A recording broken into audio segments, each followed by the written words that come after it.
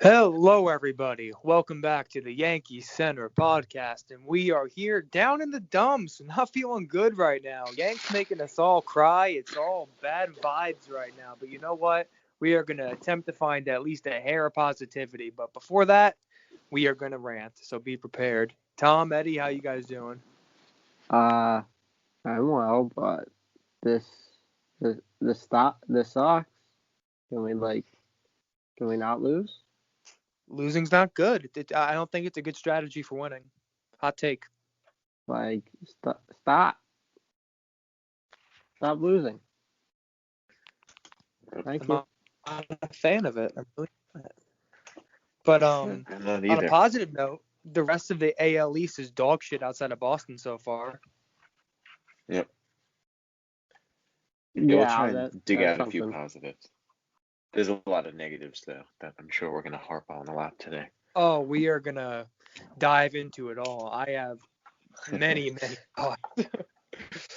I mean, I did not expect this at all. I knew even when we did the first episode, like things felt a little off, despite us not having necessarily a bad record.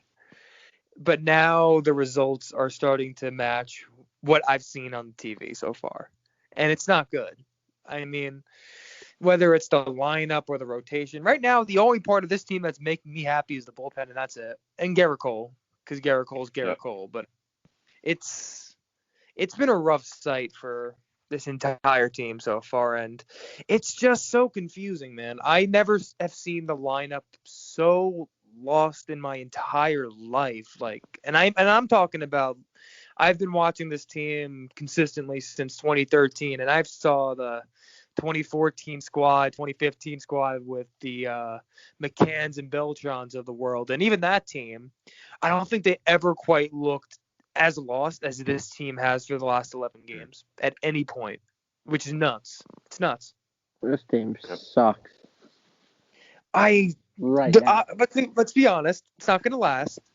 At least not this Well, bad. Not this well, bad. keep adding Jay Bruce above Gio Urshela, and it may last longer. And that is part of a bigger discussion I will get to later, but I'll save it for now. I'll save it for now. About But firing Aaron Okay, Boone. Is that the discussion? You know what?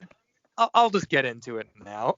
I'll just get Yeah, into it now. dive in. I want to yeah, hear we, this. I'll we dive have in. we have convinced them.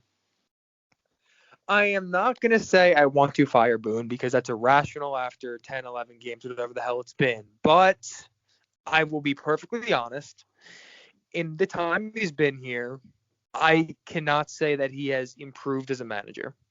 There was a slight period where I thought he did actually, but that may have been more indicative of the team's success rather than him Mhm. personally as a manager improving. And just looking at the decision making, the vibe of this team, it's not a player change that's needed entirely. Although there's some changes you can make on the roster, but that's not what I'm getting into. It's management, it's the upper brass. That's where the issues are. Because straight up, ownership does not care about the regular season. They're entitled. They assume that they're going to be in the postseason, and they don't care about the way they handle it. And you could just tell in the decision making in games. I mean, this was a small thing, but it's pretty telling. Just look at the last game we saw when Jay Bruce is batting in the seventh, eighth inning. DJ LeMahieu's on the bench. You also have Stan on the bench, and none of them came in. None of them came in Mhm. late in the game, when they were only down like one run. One run. What you're telling me? One of those guys was not important. It was not important enough to bring in one of those guys to give you a shot at tying this game up and giving you the lead to win when your team is completely struggling. You're telling me that's not important enough? If that's the case, Aaron Boone, go fuck yourself because you do not understand the I game of like it. baseball. And it's not a formula for winning. You don't just go through the regular season not caring. I'm not gonna say it's more important than the postseason, but if you go into the fucking postseason with this kind of vibe and carry that in, it's gonna be a catastrophe. It makes no Right. sense. I am just tired of this guy right now and this fucking bullshit because he lies to us consistently. And before I accepted it, but I'm not taking it anymore. It's crazy. From injury to injury, it's just bullshit. And even just the storylines, oh, Gary Sanchez, he's gonna catch Cole. Nope, Hickey's catching Cole. I think they're both gonna catch him a fair amount. Well, you basically just said that Hickey was gonna catch him more now after saying Sanchez is gonna be his main catcher. So that was bullshit. You said Clint Frazier's a starting left fielder. Look at him now. He's on the bench, and it's a clear platoon situation. I bet you Gardner's going to play more games than Clint all year, which is a formula for failure in left field. And I like Gardy, so I'm going to tell you right now, this team is a fucking mess, and not just because of the players. It's because of Boone and ownership. And I'm fucking disgusted. Wow. Yeah, I mean, that was great. I mean, is there any part of that that's irrational? Not No, really. I mean, if this like approach worked, that we don't care about the regular season and we won the World Series, and I would say, you know what, go ahead, do whatever the hell you want. But I mean, it's clearly failing. Like, the sad truth is, I think in terms of roster talent, I think the 2017 team, out of 17 through, let's just say 20, because I'm not going to pass a judgment on this season yet, I think 2017 was probably the least amount of talent we've had on a roster. That's fair to say, right? 2019 had all the injuries, but once everyone got healthy. But they were back for the then, playoffs, so we yeah. still lost. Yeah, I correct. would say that in 2017, it's a cultural thing, honestly. And I mean that. It's all about the culture and vibe of the team. And you look at that 2017 team, they just had fun playing baseball, and they never took anything for granted. You know why? Because I can tell you exactly why. They went into that season not expecting to get that far. And that's exactly what it was. There was no entitlement. It was a team full of young guys and veterans that came in mid-season that blended really well, and they were the underdogs. For once, the Yankees went into the postseason as the underdogs, and I still remember everybody was actually on their side around baseball, not just Yankees fans, and that's so rare. It was just a very different team that they understood the game right. And you had Joe Girardi managing, and obviously some people didn't love Girardi's decisions always at times with the bullpen, but with that said, the guy was a good fucking manager, and he took us almost to the World Series. And if you take out the Astros bullshit and their scandal, they might have made it there. And I'm going to be honest, I still stand by it. We would have beat the Dodgers that year. I promise you, we would have beat LA, which makes it all the more frustrating. And since then, we have only gotten worse when you look at ownership, the way it's being handled, and just the overall culture of the guys on this team. And it's sad. It really is sad, because you look around the league, everyone's having fun, and the Yankees, they're just it's another day at the office for them, and that's all it is. Mm-hmm. Yeah. Yep. Eddie, would you like to go first? Yeah. I'll go for it. There's that perspective of it too with Boone, who, I liked him in 2019. I thought he did a solid job. 2018 again. That's why I was Very like, all right, nice let's see job. what Boone has. Yeah, he was good in 2019. Last year it was horrible. I think the playoffs. I still am just have a horrible taste in my mouth over Mike Ford. And then he's not making a good start this year. I'm not liking it. So do I. Yeah. And it's not even Boone's decisions so much yet, because he hasn't had too many opportunities to make bad decisions, but it's just the vibe he's giving off right now is just so whatever happens, and it's horrible. Yeah. And another thing with Boone that pisses me off, or whoever picks the lineups, what is the obsession? I hate having to have a lefty hit third all the time. Like, I don't think it has to be a requirement every single lineup, I know. Like, Hicks was doing horrible. I don't want him between Judge and Stanton. It's bases, or let's say first and second, or second and third, and Judge is up and Hicks is behind him. I mean, it's a very simple choice. I'm getting Judge right over to first base and taking my chances with Hicks. I mean, why pitch to Judge when you have Hicks hitting third? Or maybe you have Stanton. I can't even say Gleyber right now because he hasn't been good either. But if you have Stanton hitting behind him, then, well, we can't walk Judge. We have Stanton behind him, not Hicks. Put some fear into these pitchers. But spreading them out with Hicks, I mean, if we had a great lefty to put there, I would say, okay, fine. Exactly. But, I mean, don't just throw a lefty there because you have to. Get someone good. 100%. You're totally right, Eddie. I cannot even disagree with you a little bit because that's exactly what they're thinking right now. We need a lefty to get that in the lineup and have that mix and match ability. But the thing is, though, Cashman has said for years, it doesn't matter if we have an all righty lineup.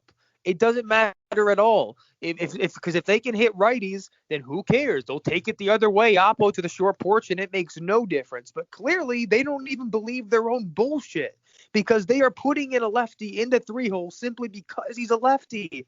Originally, I bought into the whole Aaron Hicks narrative of, oh, he never grounds out into double plays and he's a good fit there. And you know what? That kind of made sense in my head. I understood it. But with that said, the fact that they constantly, when he's not in the lineup, who's batting third? Brett Gardner. It's Brett Gardner. That tells you all you need to know. That answers it right there. They care about getting a lefty in that 3 spot. And if they really want a lefty so bad, go sign Corey Seager next offseason. But until then, fucking deal with it and put a righty there because you need the best hitters in the best possible spots. And right now, Aaron Hicks is not the best hitter. He's not. Yeah, they really just, stop doing that, please. My God. I just don't get it, I just don't get it. It doesn't compute how Brett Gardner, right? He's not good enough to be your starting left fielder, but he's good enough to hit third for you on the days that he plays. Also, that lefty balance stuff is why Gio was hitting behind Jay Bruce on the other day. Horrible decision. And it's like Jay Bruce came up with second and third, 1 out, struck out. Gio picked him up and got that base hit, right? Mm-hmm. So it's just about putting your best players in the situations in which you want, in which you're gonna actually have chances to score runs. I'm not a genius per se, but what I will say is that I would rather have Gio Urshela play baseball than Jay Bruce play baseball. And it may be my hottest take ever. It may be. But this is bullshit. This is bullshit. I have a semi-hot take. Cashman is a bit of a moron. A bit. Just a bit. You know what? You want to know something? You're not wrong. You want to know something? I have a little bit of a rant. A little bit. Go for it. I hate when Brian Cashman gets a new toy, right? Like Jay Bruce, right? And he will not let it go. Just won't admit that this dude is cooked. This guy's been cooked for 3 years now. He doesn't do anything. He's not even a first baseman. You're just sticking an outfielder at first base, batting him, 6th, 7th, expecting him to hit dingers. Doesn't hit dingers. Does he? What does he do? He can't make contact with the ball. He's one of those players where he's got only one swing, right? Where he'll swing. He has the same bat path on every swing. Yep. So it's just this is not the type of player that the Yankees should want. I don't even care that he's left-handed. He's just not a good fit for this team. He's not a good fit for pretty much any team. You want to know why? Because he's bad. But if he wants to be a Colorado Rocky or something, go for it. But this sucks, man. And especially when you have a clear better option in Mike Ford right now, and you just won't give him a chance. And Mike Ford's cheaper, has more life in that bat. I hate Mike Ford, but I'll watch him over Bruce. No, Mike Ford had a bad year last year. Let's not sugarcoat things, but so did Tauchman. It was bad. Yeah, let's not sugarcoat things. But come on. I mean, let's be fair. 2019 was it could be enough. Like Tauchman. It could be a Tauchman-like situation where the year threw him off. Even if Tauchman can adequately play first base, he has to be in there over Bruce. This is just ridiculous. And you get to keep the lefty bat in there. Great. But, like, this is ridiculous with Jay Bruce. Well, yeah. Like, I mean, it's not even like Bruce is an actual first baseman. he's not even competitive. He's not. He can't field. The only thing he can do is throw hard because he's an outfielder. And we've seen that come into play maybe twice, but, like, in general, no one gives two shits if you have a strong arm at first base. What the main thing you want to see is that they know how to pick a baseball. But guess what? Bruce can't pick a baseball for his life. He's horrible at it. He's horrible at everything. He's horrible at life. Okay? Wow. Yes. I hate him with a burning passion. I hate him. I don't like him. Guys, I don't like him. I think we need to hop on the Chris Gittens train. Excuse me. Oh my God, yes. Come I on, love hop Chris on. Gittens. You know I wanted what? Chris I'm gonna Gittens hop to get a on. chance.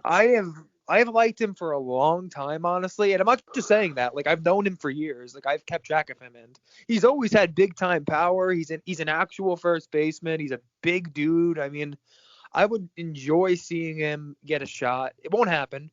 It won't. But I would enjoy It's it not a fair. lot. It sucks. It sucks because he's actually a good hitter. Like, I bet you if you put him in the majors, he will, at the very least, outperform Jay Bruce and hit some bombs on occasion. You know, a dry shit could outperform Jay Bruce. All right? That is true. That fucker has nothing left, and they keep playing him. I almost feel bad for Jay Bruce. This is almost elder abuse. All right? This is ridiculous. Stop playing Jay Bruce. Release Jay Bruce. Cut Jay Bruce. Call up Ford. And then, you know, whatever happens with Ford happens. I don't care. Just get Jay Bruce out of here. At least I know Mike Ford will compete. You know, like, he'll compete. And, you know, he's got pop. He's got a lot of pop. If he played a full season in the major leagues, he'll probably hit 30 plus homers. And he walks. And he's an actual first baseman. All right. And he's left-handed too. If you want your three-hitter, there you go. That's Mike Ford. Maybe. I don't know. Just fucking don't play Jay Bruce anymore. This is ridiculous. At least Luke Voigt's going to be back in a couple weeks. I mean, he ain't too far off. Like, he's probably 3 weeks He's left, on my shit. He's on my shit list too. Luke Voigt? Yeah, he's on my shit list. I'll tell you why. Oh, well, fuck you. But okay, continue. Well, let's think about it this way. Going back to spring training last month, right? Dude has a knee injury, right? Hurt his knee, did something to his knee. The fucker was trying to take extra bases in spring training games like he was fucking Ricky Henderson. He wasn't exactly very smart in spring. It wasn't smart, but he's not on my fucking shit. And you weren't careful with it. You cost your team a month of baseball games because he's a really good baseball player and he would be very useful by now. But no, he had to act like a big fucking meathead, fucking slipping and sliding all over the place during spring training. That he freaking, I don't know if it tore the meniscus. I don't know if the meniscus was already torn, but still, bad optics, buddy. Bad optics. And I swear to God, if he did make it worse, oh my God. I'm going to be honest. I think you're gassing a bit. You're gassing this a bit.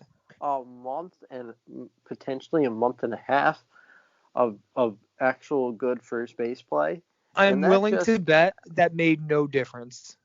I really hope it didn't, because I'm willing to bet it didn't. He felt that before then anyway, and he kept playing afterwards. He said he felt fine. I guarantee you he was going to get this fucking surgery regardless. Fine until they're making a decision go under the knife. Yeah, and my point is, even if he didn't fucking slide, I guarantee he was going to get that damn surgery. The flesh wound. I'm feeling good right now. Oh, last day of spring training. Oh, shit. I'm going to go get surgery. Motherfucker probably shouldn't have been slipping and sliding all over the field, right? Yo. Yes, I'm so upset that the guy who led the team in home runs. Luke Voigt, oh yeah. That's the frustrating part, Luke, is that he fucking is actually good. Yeah, and he actually is good on like He half would the be fucking very team right now. useful right now. Oh my God, grow up, dude. Come on now. Would he not be very useful right now? Am I No wrong? shit, he'd be fucking useful, but you're acting as if that fucking slide is what caused the injury when it's not what caused the injury. How do You're we no know? fucking How do we know? You're no fucking doctor. Come on now. You don't fucking Neither know are you. shit. No. Neither are you. Neither are you. No. And Neither you're are you. assuming. I'm not assuming. I'm I'm not stating assuming. what we You're know. assuming. We're all assuming. So if Boone can lie, Voigt can lie, we all can lie. That was a Rocky reference, by the way, Eddie. I hope you caught I that. like it. Thank you. It did. I just wanted to get on your side, so you take my side. This Wow. is like Civil War, Captain America Civil War. I'm Team Cap. He's Team Iron Man because he's clearly wrong. Well, Iron Man's also cooler, but okay. Yeah, sticking up for the government, aka the Yankees. I'm a fighter. I'm a fighter. But yeah, I'm right. Luke's wrong. And You are very wrong. Luke Voigt is going to be a big part of this team this well, year. no Him losing shit, he's gonna be a big part of this team. Is the starting Yeah. first baseman who just led the league in homers last year. Yeah, I exactly. sure as also bat him third when he gets back. Thank you. There are a lot of other people that are on my shit list before Luke fucking Voigt. Yeah. Well, A lot of people. He's on the shit list by association of having to play Jay Bruce. So like Jay Bruce is the effect of Luke Voigt. All right. I mean, I would argue that Jay Bruce is the stupidity of the Yankees. That Rather too. than That too. Because they clearly have Mike Ford, and they just won't call him up. And they don't even need to play Jay Bruce. They can easily just stick with DJ at first and keep playing Odor at second. But clearly they want to get Bruce into the lineup. Odor has been too. No, but I would rather watch him over Jay Bruce any day of the week. Yeah, I agree. would rather watch my fucking foot get cut off without any sort of medication than watch Jay Bruce take another at bat from the New York Yankees. He is bad. He sucks. Yes. He's the worst. I hate him. And that's where I'm gonna leave it. Call up Mike Ford. I'm tired of it. Just call up Mike Ford. Mike Ford actually is a good baseball player. He just had a bad year last year, and so did just about most people. Okay, I'm not gonna hold 2020 against Mike Ford. All right, I would not consider Ford a lock to be good. I'm not saying he can't be. He definitely can be. He's shown it. He is a lock to show fight. To be fair, the guy guy only had success in 2019, and before that, he was a 27-year-old minor league baseball player. I'm not saying he couldn't have figured it out. He totally could have. But it's something you got to keep in mind. Flukes happen in baseball. He very easily could have had a fluke year. I disagree. Well, again, I'm not saying I agree one way or the other. I'm just saying it's something to keep in mind at the very least. I like baseball. I do too, but I would like it more if the team didn't suck. All right. Can I talk about something? Because I have something that's been boiling inside. Yeah, get it off your chest, whatever you're thinking. All right. Let's think about the rotation, right? I was going to get to that next. Perfect. The verdict is still out on the guys that we got. But I'll tell you who the verdict is in on. Lance Lynn is good at baseball. I can say that confidently. I cannot say that confidently about Corey Kluber or Jameson Taillon as of yet. But as of now, I can say Lance Lynn is good. And I cannot say that he was a $25 million player. I can say that he was $1 million cheaper than Corey Kluber was, and he is not a Yankee. So I'm not happy about that still. I wasn't happy about it then, and the early results have made me a bit unhappier about that. And yeah, I mean, it's just frustrating. I want to hear what you guys have to say about this, because I hope you guys agree with me. I have thoughts. I would say that I've been thinking about this a lot. Cashman definitely fucked up. I'm not going to say his plan failed yet because it's too early to say he failed. He could have made a good set of moves here, despite us not having good results yet. But with that said, it doesn't mean it's the right move just because they end up being good players. The smart move clearly should have been Lin and another piece. And that piece could have been Tyone still. Like if you get Lin and Tyone, it totally changes things because you're looking at one lock in the rotation to be very good and one guy who you think is going to be good later and is a work in progress. That's very different from two works in progress along the season that you're hoping are going to stay healthy, which I think they will. But God only knows. Let's pray for that. But with that said, Cashman fucked up. He fucked up bad. It's clear, and it's another example of him not knowing how to build a rotation because he never does, ever. It's been a problem for many years, and yeah, I'm really It's a huge just problem. like, you can have one project, but you can't have two, especially in a championship window. I think we're Technically, seeing we have that. Herman. Yeah, don't forget Herman. He's not really a project. He's just like an idiot. So And not good so Well, far. he's a project in the sense of they're trying to unlock his potential as a pitcher, and they have no idea what they're getting out of him. That was the plan with him going into the season. So he was technically a project. So, I don't know. Fucking stop with the projects. Just like, it's very clear that Brian Cashman hasn't had the great track record with starting pitching, to say the least. So, like, when you're not great at something, what you do is you find players that have already proven themselves to be healthy and good, and you do what you have to do to get those players. You don't wait on prospects like Davey and Schmidt. You just go out and get what you need. I like Davey. I like Schmidt. But Schmidt's, 25 now? Davey's, fucking... I think I'm out on Schmidt, kind of.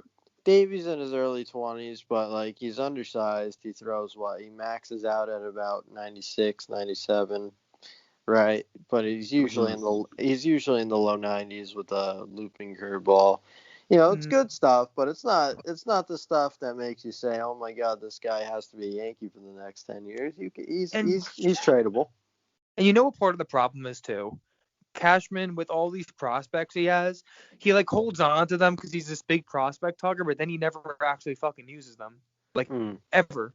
Like look at Schmidt, the guy's 26 years old. 26. And his value is only going to go down from here unless he has major league success. Like, let's be honest about it. It's not going to go up. He's at a late age. Next year, he's going to be 27.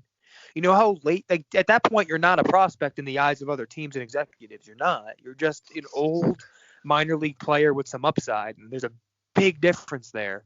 There's a very big difference. And you look at Garcia, too. He's young, yeah. But with that said, I am willing to bet that he does not even get a chance this year and barely gets one next year because the Yankees want to fuck with his service time. That's all the Yankees ever care about. Let's play with this guy's service time so we can have him longer at a cheaper price. And then it never fucking matters anyway because they never use them. And by the time they do use him, he's old and he has to figure out how to pitch in the majors at a late age already. So by the time he does figure it out, God knows how old he's going to be at that point. I mean, his management with these prospects is just so fucking horrible, man. Man, this really is a rant episode. Yeah. Fucking this is not a fun episode, isn't it? Should we get into the positives? No, there aren't any. No, I'm kidding. I can give you a few. Let me say one more thing. Gary's good. Let me just go one more thing about the rotation. And now I'm trying to remember what I was going to say again. Now I can't even remember. We were talking about, the prospects. Okay. First of all, poorly managed the prospects. And in terms of our rotation, I mean, congrats, you got Garrett Cole. Anyone, again, as Tom said, you have to find proven guys. Not saying everyone has to be $300 million, but when a cheap, good option like Lance Lynn is on there, and he's available only for prospects, which, I mean, we don't have the greatest system, but I think we could have met the price for Lance Lynn. Cashman has to be the smartest guy in the room and outthink everyone else and says, you know what? Instead of having the guy who we had on our team that we let go, not saying that I wanted him back either, but I didn't like Hap. But anyway, besides that, Cashman has to be the smartest guy in the room and go with the low upside pitching move, which never works because he can't find a good pitcher for his life. That's not $300 million. So frustrating. Get better, Brian. You're right. He needs to get better. It's a real problem, and it's going to be what holds this team back from winning a World Series if we don't win this year. And it's going to be, I'm not going to say our window's closing because we don't know what the Yankees are going to do with their players nearing free agency. But if certain guys leave, I mean, I guess you can say it's the end of a certain chapter, though, in this Yankees history. I mean, a lot of guys could be gone, and the team's going to look very different in a couple of years. And the Yankees got to make some moves before we get to that point because who knows what's going to happen. If you don't get adequate replacements, this team could easily get worse, and that's the last thing we need right now. I mean, you're going to bank on Sevy right now. You really need to bank on him doing great later this year. That's a scary plan. It's a really scary plan, and I think it could work, to clarify, but that is a lot of pressure to put on a guy coming back from Tommy John to be your number 2 starter. And that might be what they have to ask of him. Like, it really might be. And that's a lot to ask. Like, I was hoping you asked him to be your number 3 maybe, or even number 4, depending on how things panned out. But now that's not even remotely a thought if things continue as they are. So let's hope for the best. Yeah, I mean, Sevy coming back is obviously incredibly exciting. We know Sevy's awesome, but there is going to be rust. He's going to be good. Yeah, he's going to be good at least. I think he'll be good, but there will be rust, and he won't be able to go deep into games. The bullpen's going to get taxed still. All right, so you're going to have Taillon, who probably won't go deep into games much this year. You have Kluber, Kluber's just like, he needs to get his command back to be good, or else he's screwed because he doesn't have those extra ticks anymore on his pitches. And then Herman, Monty's good, but Herman, Davey, they don't necessarily go deep into games. Well, Davey went to 7 innings twice last year, but Davey actually went pretty deep a few times. He was able to give length when he was pitching, which was very nice to see at the time. But but either way, the bullpen's gonna get burned out because you'll have Sevy, Kluber, Taillon in the rotation, and they can't go deep into games this year. Not just because the Yankees probably won't even let them. So our bullpen's gonna get burned out, and hedging your bets on Sevy coming back and being a number 2 starter probably is a bad idea. I think you can expect him to be like a number 3, number 4, but I don't think you can expect him to be Garrett Cole's wingman here. I think that's just a bad idea. You need to get proven players in this league, especially during a championship window. I mean, this isn't how you win. You don't win with question marks all throughout your rotation. If you want to see how to win, look at the Dodgers and the Padres. Yeah, I mean, pitching does win. I mean, and the Dodgers won a World Series, and they just got Bauer. They just I didn't want Bauer just because he's the worst. But I didn't. I would have taken him if Cashman wanted him, though. I mean, I wouldn't have objected too much. Yeah, that would have been just a nightmare, from a media perspective. But that's different. Yeah. But you see, Yu Darvish was available, Lance Lynn was available, Bauer was available. Even someone like Tanaka was still available. Then there were guys out there for Cashman.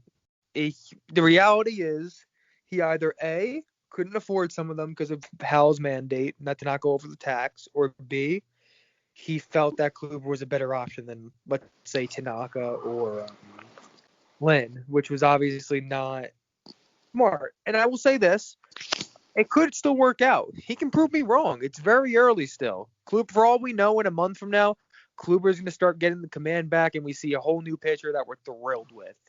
But regardless, it's a very risky bet, and it was a risk I was willing to take. Like, I'm not going to lie and pretend I wasn't content coming into spring training, because I really was. I felt that if you have 9 to 10 question marks, let's say, that you can throw at the rotation, my thought process was you were bound to get 2 at the very least that could work out. And I still think Tyone is going to work out. I do. And Kluber could still work out. He could. But again, it's the risk we took, and we're going to have to hope it works, because there's no reinforcements coming. Cashman's not making any deadline trades. I can promise you that, unless it's someone making like major league minimum. Otherwise, it's not happening. Yeah, just like this is. I think time will be good, like you said. Like He's going to take some time. That's all. That's fine. If Nick as long Nelson as we see is starting tonight. Just saw it. that. He is. Yes. Interesting. That's an opener. But yeah, baseball.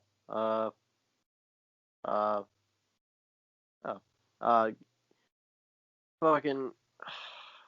I almost lost my train of thought there. But yeah, I think time will be good. But Kluber, he just like he looks very hittable in ways that that he used to never look that way. But it's just let's hope that he gets it back. I think he hit 93 a few times the other day. But like, his velo is actually going up. Like it's steadily going up so far. Right now, last start it was the highest. Yes, it is a command issue. The velo's not even that far off from his prime at all, based on last start. Like, he was hitting 93 quite a bit. And for him, that's pretty big. So the stuff is there for the most part. It's just all about command right now, and it's weird because in the past I feel like even when his command was off, he can still kind of battle through, but so far we haven't seen that quite yet. As for why, I'm not totally sure yet. I'm hoping we get an answer to that though next start, whether I'll take just slight improvement right now. I mean, if he goes 5 innings, gives up 3 runs, I take it right now. Like, I'm just looking for signs of improvement, just so I can be at least somewhat optimistic about the long-term outlook. And because the reality is that's what we're all worried about, the long-term outlook with these guys. So he hasn't just show me gotten something out of the 4th inning yet, which is I mean, that's my point. And I'm gonna be honest, it's a little worrying, not just because of the fact that he's not giving length, but just for the health of these guys. You got to build them up enough. Like, you can't keep having them throw 60 innings, 60 pitches, 65, 70 tops. I mean, they got to get to that 80, 85 mark at some point if you're going to get them to actually throw innings consistently. That's just the way it is. Yeah. This is not a good rotation right now. Right now, at least. No matter what, though, even if Kluber gives up 15 runs his next outing, Aaron Boone will be supportive and say that he likes his stuff. So he likes everyone's stuff. I think we could get little. He likes everybody's stuff. To throw 10 runs, to give up 10 runs, and we could still have Boone saying that he likes Tom's stuff out there. So the day that he doesn't like someone's stuff is going to be remarkable. I would never give up 10 runs. Yes, you would. I think you would. No, I wouldn't. Unless it's in Colorado, then anything's fair game. But, well, I will say, looking towards this upcoming series that starts tonight against the Rays at home, I think this is a big. No. What do you want? We haven't recapped the previous 2 series, sir. Ugh, damn it! I don't even want to talk about these series. I want to look ahead. Let me do it. No, I got this. It's gonna be therapeutic. Go for it. All right, I'm gonna let it all out. Fire away. All right. We start with the Rays at the Trop, the home where we hate to go. My God, what did you expect? I said last time we were talking about this, the Yankees are going to win 2 out of 3, maybe even sweep. The matchups are all in our favor. We got this, guys, but guess what? Nope. First game of that series does not go well, and the Rays kick our asses, man. They show some of that offensive power against Corey Kluber. Willie Adames with an RBI double to drive in one. He had a couple sac flies, and you know what? At first, we battled back pretty well. We're down 2-0, and you have Giancarlo Stanton driving in Tyler Wade, who actually got on base. Now, that's a miracle right there. And then you have Aaron Hicks with a 2-run homer, and it wasn't just a 2-run homer. It was a 2-run homer from the right side, something you don't see as often with Hicks. So you know what? I was feeling pretty good. But guess what? The Rays come right back, baby, in the bottom of the third. Randy Arozarena doing some damage. Joey Wendell, Brandon Lau. It just kept going.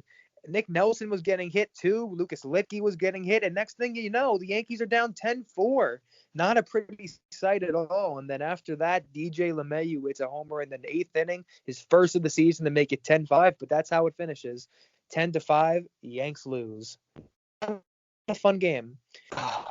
Has Nick Nelson Are always you ready been for on game the roster 2? this entire time before his start today? Yeah.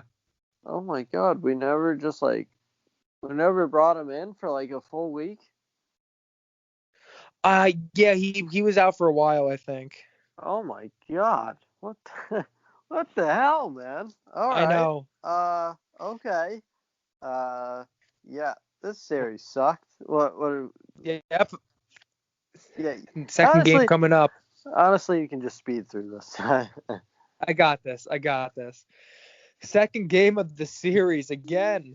Rays kind of take a dominant route again. Not looking good for the Yanks here. We go This was into the this. Domingo game, wasn't it? Yes. We go in with Domingo starting, and guess what? The tone is set right off the bat with the leadoff homer from Austin Meadows.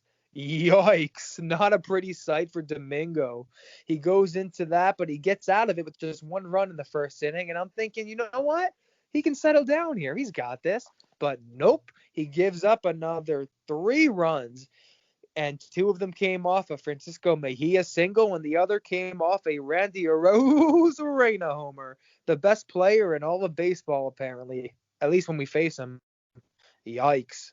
And guess what the Yankees did? They did nothing. 5 hits, no runs. Those hits came from DJ LeMahieu, Aaron Judge, Aaron Hicks, Brett Gardner, and Gary Sanchez. But the bullpen, though, looked pretty good. Justin Wilson, 1 innings pitched, 2 strikeouts. Loaizaga went 2 innings pitched. He gave up no runs. Luis Cessa pitched a clean inning. The bullpen continues to shine throughout the series, but guess what?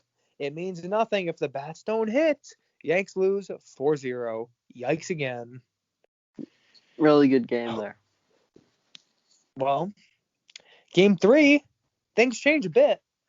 And it took a little too long for them to change, but you know what? They did, though. Mike Zunino leads off that game with a dinger in the 2nd inning. Not so fun for Jordan Montgomery, who starts that game.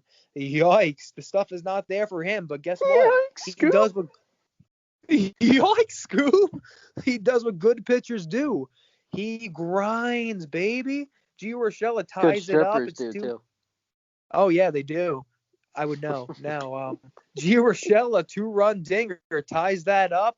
Aaron Hicks with a ground ball to make it 3-2 Yanks. But Arozarena again. Another home run in the series. And the Yankees are down 4-3 with Jordan Montgomery still pitching. And you know what? All things considered, though, he kept us in the game. Jordan Montgomery did a fine job overall. 5 innings pitched, 4 earned runs. It could have got a lot worse in the end. And from there on out, the Rays could not do much against the Yankees bullpen. And it was just a continuous battle of nothing throughout the game. But do you know who the hero was, Tom? Do you know who the Yankees hero was? Albert Abreu. Oh, no. Oof, Ned. Roogie, baby. Rougned Odor with a single to give us the lead in the 10th inning. For once, that runner on second rule works. It was beautiful. Gary Sanchez drives in a run with a beautiful looking single. Gio Urshela gets a run in that 10th inning. And man, Gio was looking hot. 4 for 5. It was good vibes in Yankees land in that Hit a bomb 10th too. inning. He did. It was a 450-foot blast, and the Yankees end up winning 8-4. And even in that game, despite us winning, you can feel it. We still weren't right yet. You can tell we were not there yet. And it shows in the next series, which we will break down right now. Fire away. Yankees versus Blue Jays at home. We're finally. Actually, wait, no, we're not at home. I forgot. Oopsie. They don't even have a home. Yeah, Blue Jays don't even have a home. Pretty upsetting, honestly. I'm pretty shocked that Springer signed there, considering that. But you know what? He did. Money But it's not like he's playing because he's hurt. Money does talk. That entire Blue Jays team is hurt. They're like the 2019 Yankees right now. But guess what? It didn't stop them from kicking our asses. No. The Yankees win the first game of the series 3-1. And you know why we won that game? Tell me, Tom. You know it. Higgy, baby.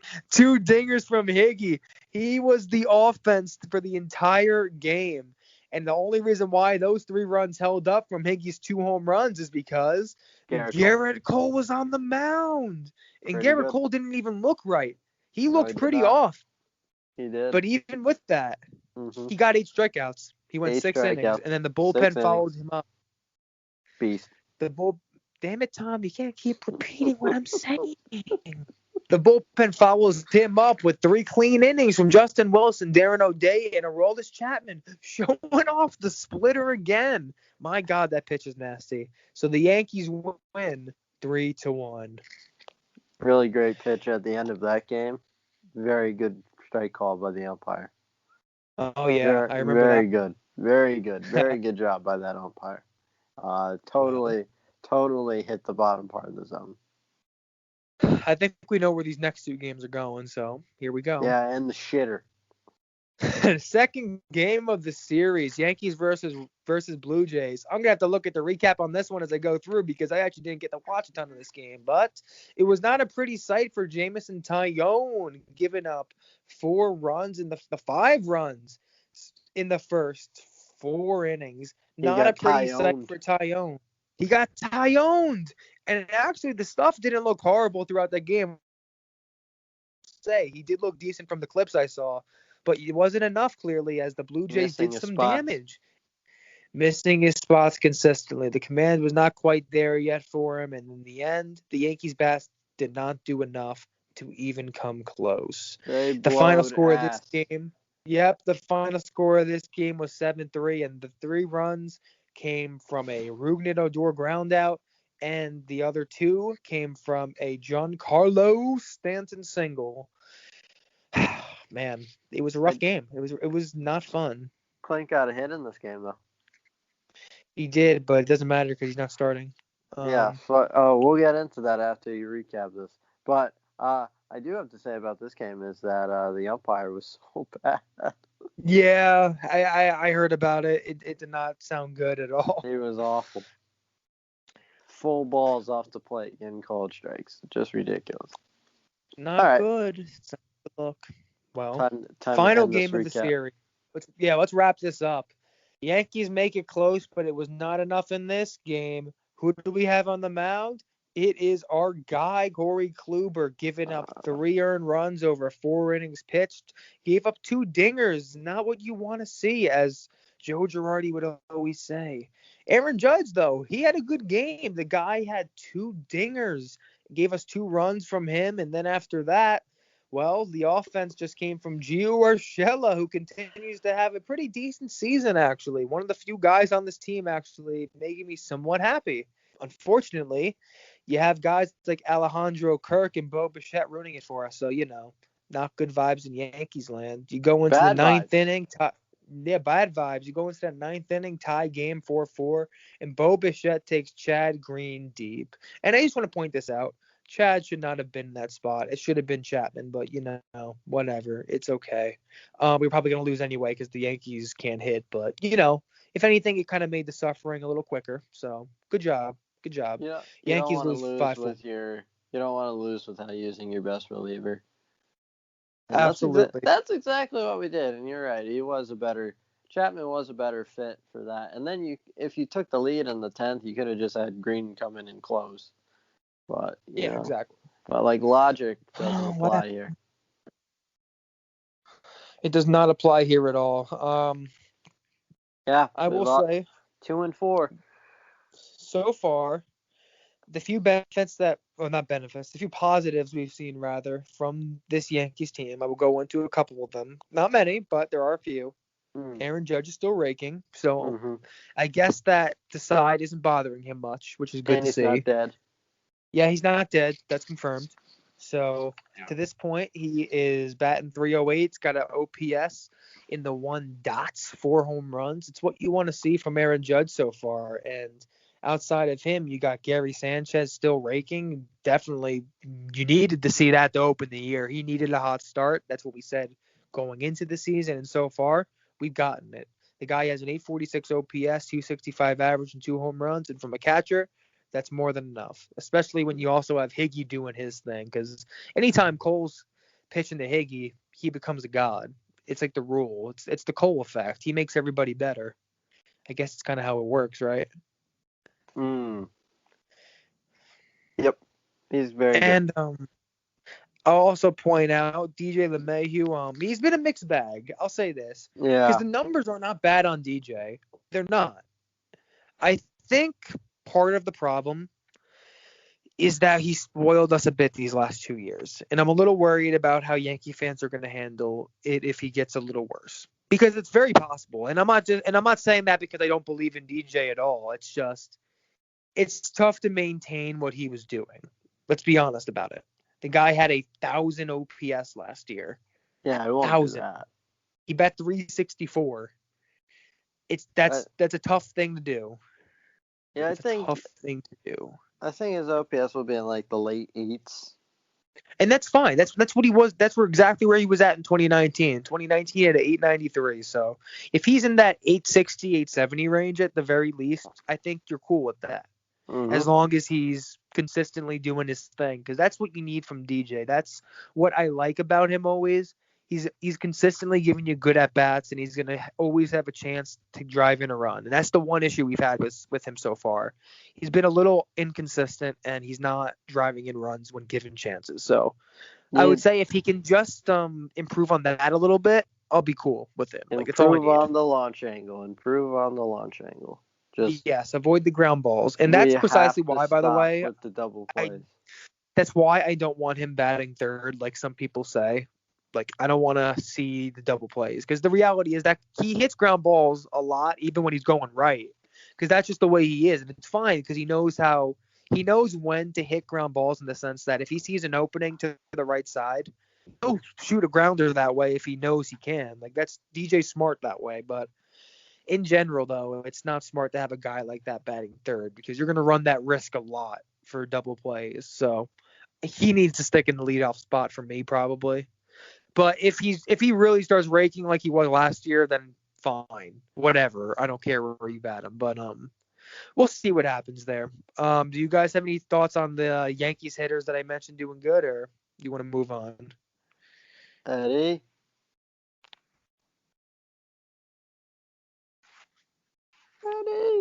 Yeah. Eddie. Oh, hi, Eddie. I mean, yeah, Judge can't complain. Can you guys not hear me?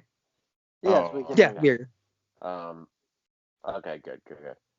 Yeah, Judge. I think it was our last show where we were kind of concerned about Judge's side injury, and I think we were fair. I'm gonna be honest. I kind of feel bad now. I feel a little bad because we shit on him pretty bad, but it really might have been nothing.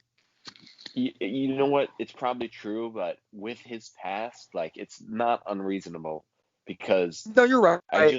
All I can think back to is I think was it last year where we played Atlanta and he got taken out of the game early and Boone was like, "Oh, we just want to take him off his feet," and then 2 days later he was on the injured list and then Boone was like, "Oh, it's going to be a 10-day thing." Comes back after 10 days, game 1, he's back on the injured list. this the history it makes, and then with Boone's lying, which is we talked on about earlier in the show, Yeah. it's fair to be concerned about him. But No, you're right. yeah, he's looked good. Can't complain at all. Another thing I've been noticing with the lineup is like the Garrett Cole game where he pitched great. Like we've been carried basically by one hitter. Like one guy might have a big game. Higashioka Yep. hits 2 home runs. We win the game Gio. 3-1 off his Gio with the huge game. Judge with the 2 home runs, and we won. But he did basically keep us in the game with his offense. We need more of a harmony of our lineup getting Yeah. going. I want to see a few guys. Not Judge has a great game. Stanton, Hicks, Glaber. Glaber's been bad. They all go 0 for 4, and we lose 5-2, which just seems like has been happening. Guys have to get on the same page with their hot streaks. I'm really concerned about Glaber. Like, I'm genuinely, like, I could be irrational, but I've been worried about him since last year, and I'm still genuinely worried about his offense. I'm not saying he's never going to be 2019 Glaber again, but, like, keep in mind where our heads were at after 2019. We were on the page of, this is not the best of Glaber. He's going to take it to an even higher level. And we have yet to even see him repeat his 2019 level. So far, it's just pretty discouraging to see. It's not good.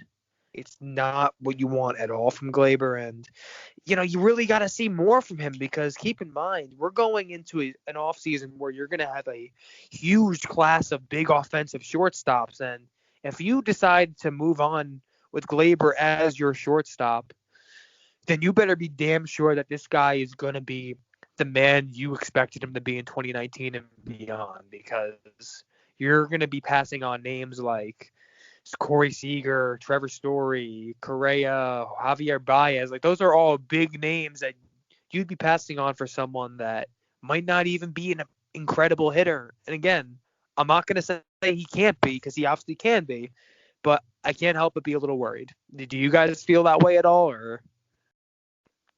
I mean, I'm not necessarily worried. I'm just more like frustrated right now, because like we're just like we're waiting for people to get hot.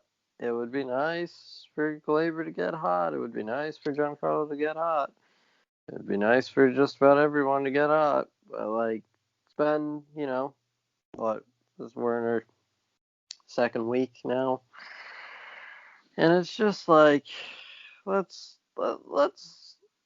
break out of the slumps now and just play good baseball.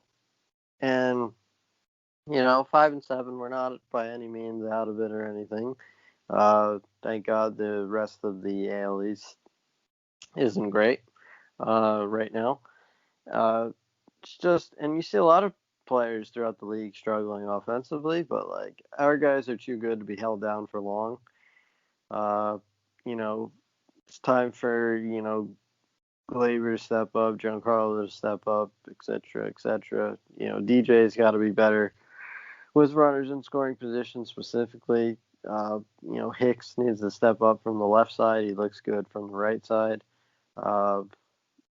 It's just everyone needs to step up their game just a little bit. Even the players that have good offensive numbers probably aren't the best. Probably have screwed us in different ways.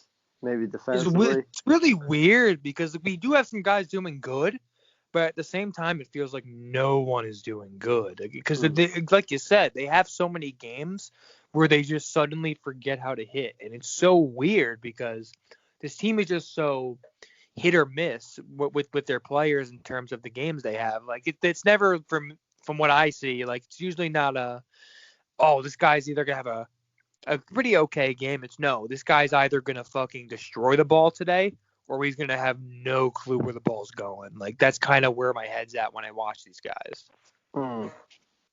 Yeah, just be better, please. Can we please be better? I want our offense is just too good for this shit. Like, it's too good for this. Yeah.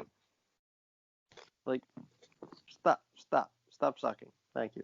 And just looking at the stats, they kind of support what I was saying. Like, you have the big guys, Judge with 1,000 OPS, and you have Sanchez and DJ in the 800s, but you go past that, you don't have any guys in like the average range of like the 700s. It's just like 800s and above, and then below 700, 600s, 500s. Like it's there's none of those guys that are just doing okay. It's just you're doing really good or you're doing really shitty.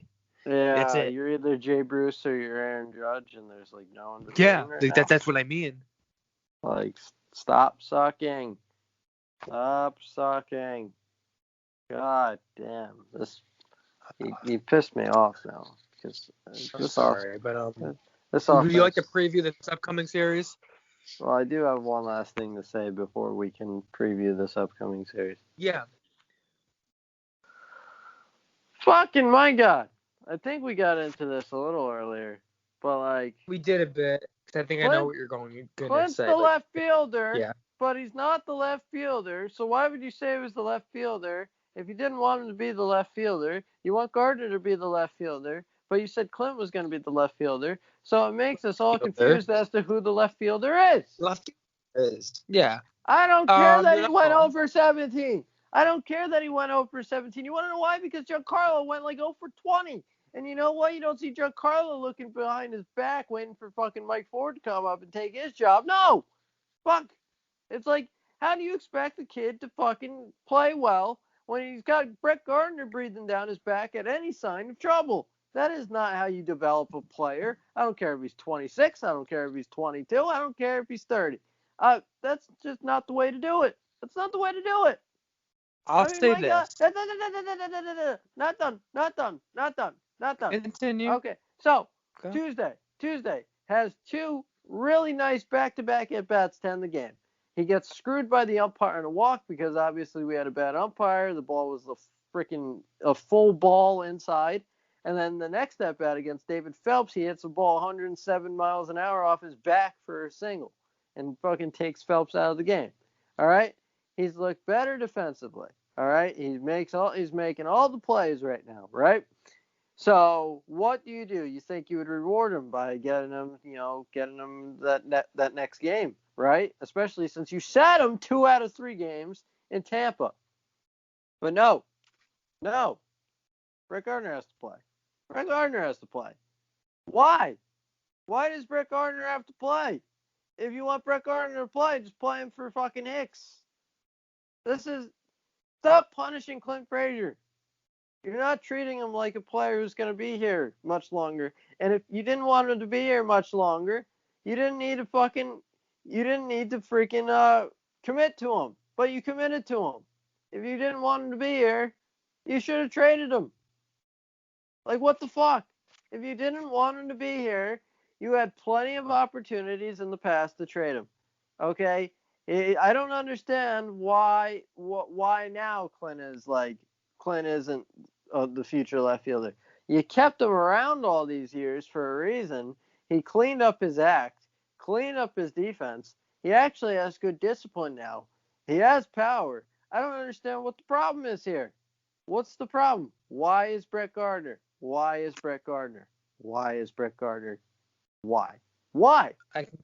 Two answers. Why? I don't understand. No. I have one last point.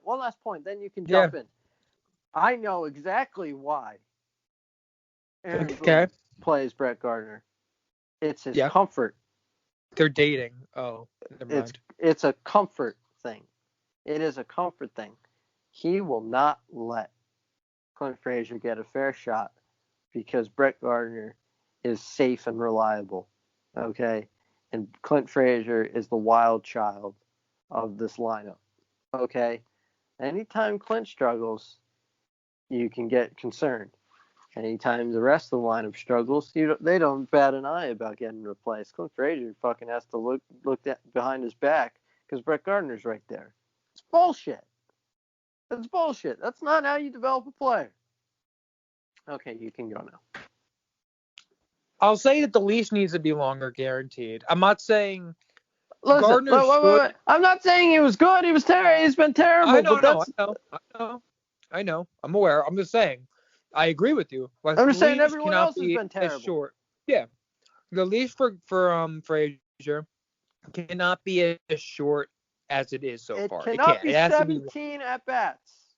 like if you want to say, oh, the leash is a month. Like if it's a month and this guy's still not hitting, and you want to play Gardner more, you know what? Even that's a little short, but fine. At least that's a little more reasonable. But yeah, I mean, a little over a week, you're gonna start playing Gardner more. So I mean, four at bats me, per game. 4 at bats I'll per say game, this. right? 4, 8, I 12, think I know what the 16. problem That is. is 4 baseball games. 4 baseball I games. can tell you what the problem is Yeah. right now.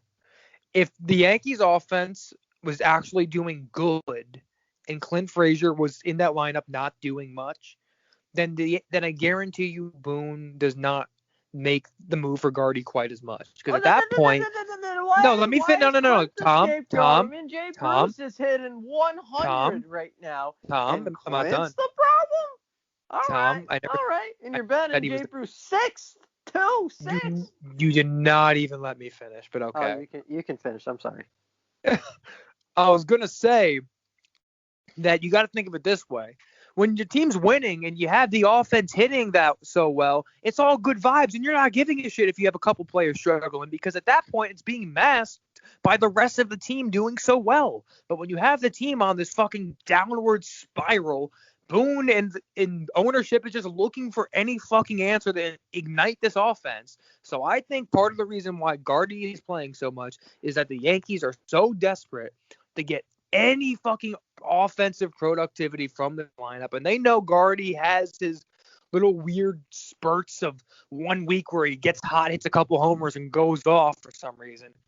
So they're just trying to hope he can have one of those weeks, get the Yanks some wins, and that when the offense goes back to normal, hopefully Clint would get in there more than Gardy again. But I think right now they're just testing the waters and throwing shit at the wall. And you can just tell they're doing that by not just the left field situation, but just with the entire lineup. Like they're trying out a bunch of new orders, a bunch of new guys at different spots. Like it's a whole ordeal they're doing in an attempt to just change things up. So I think that is the big of why Clint is not playing every day. That's what I think, at least. Well, that's bullshit. I'm not saying it's right. Bullshit. I'm just saying I think bullshit. I'm not saying it's right, but do you agree that could be why though? You know, I think that's why. I'm just wondering, do you think that's a realistic possibility for what is happening? I think it is, but anything is fair game with Aaron Boone and Brian Cashman because they've got their fucking thumbs up their asses half the time. Okay? This is not the way to do it. This is bullshit. All right? Everyone knows it. We know this hurts Tom. This is more than anyone on the team. He was literally hitting 4th for you last year. He was so good, he was hitting cleanup and fucking had a 900 OPS. So, too bad. Fuck me. Too bad that was last year. Too bad it was last year. Then I guess everyone should be benched then, huh? If we're gonna have that attitude. Fucking 17 at bats, and he sits 2/3 of the Tampa series. Then he sits what? How many games did he sit in Toronto? He sat a game in Toronto. So he missed half the games in this road trip. Half the games. Sounds like a platoon to me. I think the biggest problem is that Hicks needed to sit one of the games instead of Clint, like you said. Because I think like it's cool if you really want to play Gardner right now for the intent of trying to get some offensive spark. You want to get him in there 2 out of 3 games in a series, fine. If you're going to do that, sit Clint for one, sit Hicks for the other, and then you have your 2 games where Gardy's playing. Perhaps a tiny bit. All right. I'm just, I don't blame you. But yeah. I'm really hungry. I'm sorry. Yes. And also Judge needs his occasional rest too. You just put Clint in right and Gardner in left. Just fucking stop sending Clint. Why is Clint the scapegoat? And also you would think that after having 2 back-to-back really good at-bats at the end of Tuesday's game, that Boone would reward him and say, hey, let's hope you can keep this stringing along. Right? Let's play him on Wednesday. No! He's sitting. And then there's a day off yesterday. So now he has 2 straight days off. He's already cold again. What? I don't understand. All right, I'm getting squeaky because this just pisses me off. I just don't understand. The same organization that just keeps jamming Jay Bruce down our throats, fucking washed up 33-year-old Jay Bruce, who can't hit shit. He can't hit shit. 2 double plays the other day. 2 double plays. I believe 2 strikeouts. He fucking sucks, right? And he's batting them 6, 7. Meanwhile, you got Clint, 26 years old, had a good year last year. And you bat him 9th, and he's a fucking problem? Hey, Tom. Yeah. Is Clint the lefty? My God, what the lefty? I would rather have 9 consecutive right-handed batters than ever let Jay Bruce play baseball for my team again. I would rather have 8 of them be right-handed than the other one have no hands. And the other one be Hicks. Oh, well, same thing. But yeah, this is like, that makes no sense. You're worried about like aesthetics more than you're worried about like actual good baseball players right now. You're worried about it looks prettier. It looks prettier with the lefties in the lineup. Well, you know what doesn't look pretty? I like pretty Jay colors. Bruce's swing doesn't look pretty. Bang. All right. Do you just want to get into this fucking series preview? Yes, let's go for it. Fucking play Clint 2 out of 3, you bastard. Well, first game of the series tonight, 7:05 start. It will be the opener, Nick Nelson, likely followed by Mike King, who got recalled from the alternate site against Michael Wacha. And I'm willing to bet right now that Clint will start this game. I could be wrong, but I'm willing to bet he does, just because I think Boone knows. Because Boone is trying to walk this fine line where it's not totally clear that Gardy's playing more than him. So he knows if after 2 days of rest and Gardy playing 2 out of 3 in that last series, if he plays Gardy again to open the series, then at that point it's not even like, I think so. It's like, no, he's the starting left fielder. So I think Clint will play for that reason. And if they're smart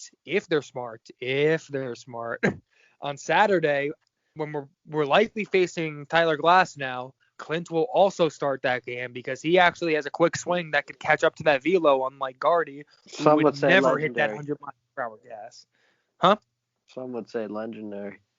It is legendary bat speed. Like, Gardy's not catching up to Tyler Glass now, so he better not be starting, honestly. Like, I don't care that he's a lefty. You got to keep in mind the guy's almost 40, and he has never been good against velo like that. It's just not a good match. Bullshit. This is. And then the last game of the series, we have. Boone will probably find a way to throw him in there. He might. You never know. I wouldn't be shocked. I mean, I honestly don't know what to expect from this series, but this is a big statement series, like I mentioned earlier. You need to win 2 out of 3. Like, it's not even like you kind of should. It's you need to. Not because of the fact that it's a standings game. I mean, as a mental game. Like, if you lose against the Rays again, and this time at home, that's just a really shitty look. Like, how do you even bounce back from that if you're the Yankees after that? It's just not good at all. Like, I can't even comprehend how bad it would be. Like, that's how much it would worry me. Win the stick. I don't need a fucking sweep. I just need us to win the series. And you don't even have to make it super pretty. It just actually shows signs of life, unlike before. Like, give me indications that there's progress towards a end game for this offense. Show me some progress. That's all I ask, and win the series.